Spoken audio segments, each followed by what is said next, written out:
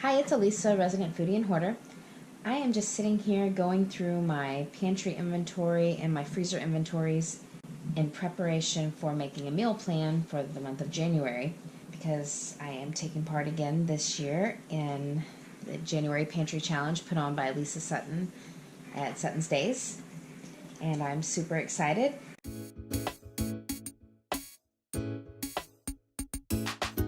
My inventories are pretty sloppy, but they're still totally working for me. And so all I've been doing is just kind of going through and seeing what I have an abundance of that needs rotated through, and also what items I have that I've kind of had a long time or I know might not, just be suiting me well. And so that's what I did, was I went through all of my pantry inventory, which, again, it's really sloppy. Check that out. So I need to redo these, but they totally are still working for me right now. The last time you would have seen my pantry was when I organized it a few weeks ago. I released a video showing an organization and then a pantry tour, and I can link that here. Also, I know that I have a video showing my deep freeze and the inventory in there, and I can link it as well. I did go through and write down a list of items that I need to use, because I have some ground beef, I have 30 pounds of frozen leg quarters, some quail, pheasant, a few pork chops that we can go ahead and use. We have several pork chops. I'm hoping, I have a lot of sausage, ground sausage. See, we had, butchered our pig last year, and so we still have some of her left. I really would like to can up the sausage this month. I probably won't get to it, honestly, but I do have that there. Some ham, bacon. My husband has some fish fillets that he ended up not liking, and so I need to use those up. We have some squirrel and redfish. All of this, the squirrel, redfish, pheasant, quail, definitely those I want to go ahead and use up. And then I have some milk in the freezer that I would like to use up as well. And a ton of cheese in the freezer that has been there for a long time, and I need to use it. And then I have down here in this box, I don't know how well you can see that, I have spaghetti dressing and lasagna, and those are meals that they were like leftovers from meals that were put in the freezer, so those need eaten. And then I started writing down items that I had an abundance of in my pantry. Like I have a ton of tuna and a ton of salmon. Same thing here. This was some jam and preserves that I had canned. I need to use those up. And peanut butter. I have 27 jars of peanut butter, so I need to find a few things to do with those. So also I have a ton of shelf-stable milk. A ton. Pretty much, actually, I have milk in every way that you can have milk. So I have it in every variety that it is made. Also, I have some simple plates that I'm pretty sure they expired like a year ago, and I seriously need to get those used up. I just can't commit to using them because, I don't know, it just takes me so much longer to make something when I'm having to read such specific directions. Anyway, and so I just can't commit to doing it. I'm not a very good Thrive Life Simple Plate salesman.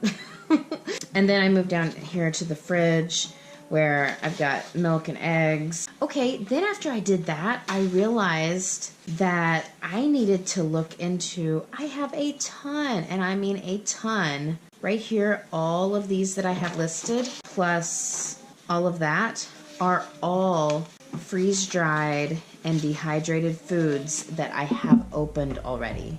They are all foods that I have opened. So, refried beans, beef dices, taco TVP, sloppy Joe TVP, chicken slices, chicken TVP, and then I list here a ton of vegetables, and then I go into fruits.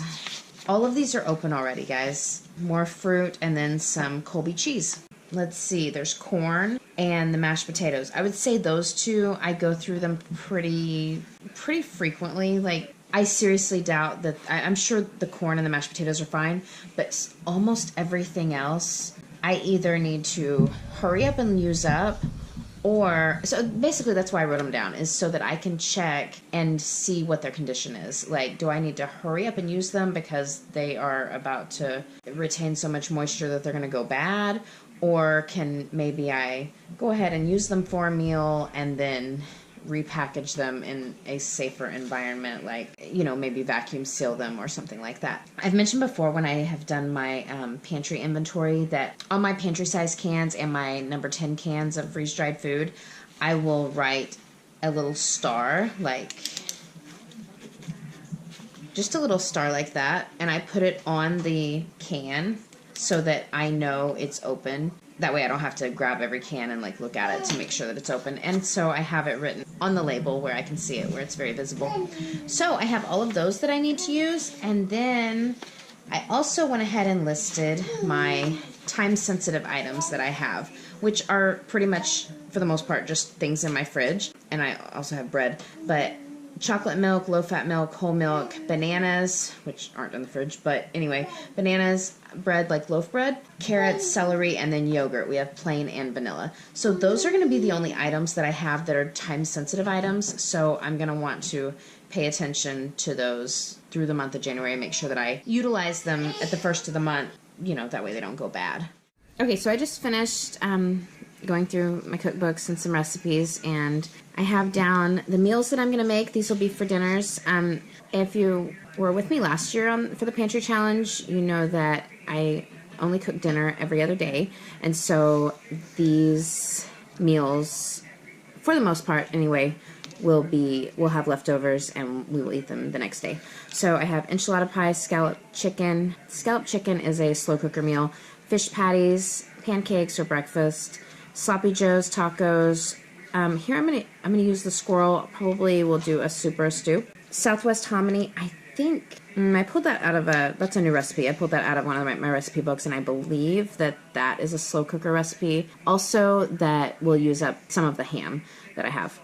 Fish tacos, mix and match chicken soup, pizza, Mexican chicken bake, redfish. I will probably do like a rice side, some wild rice or something like that. Chili and bean casserole that I'm going to be using to use up the refried beans that I have in freeze-dried form.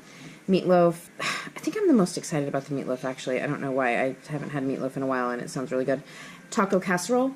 So those are going to be all the dinners. And then, okay, last year I set it up like breakfast, lunch, and dinner, but mostly that was just because I was trying to look normal.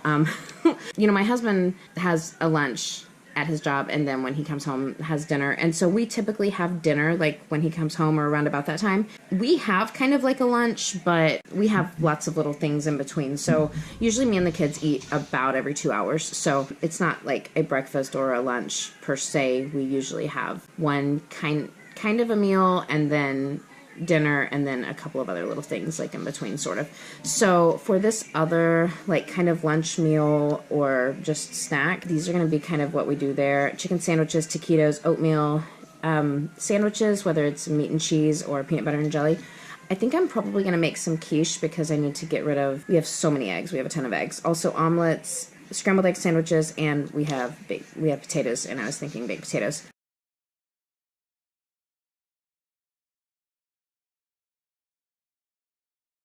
Same with cereal, bagels, cheese and crackers. We have some oranges, and then I was thinking that we would make a lot of smoothies because that would help us. We have a ton of fruit in the freezer, and I have a lot of freeze-dried fruit that I'm going to need to cycle through, and it would also help in the abundance of milk that we have, and then we have a ton of yogurt, so we can definitely use that up making smoothies.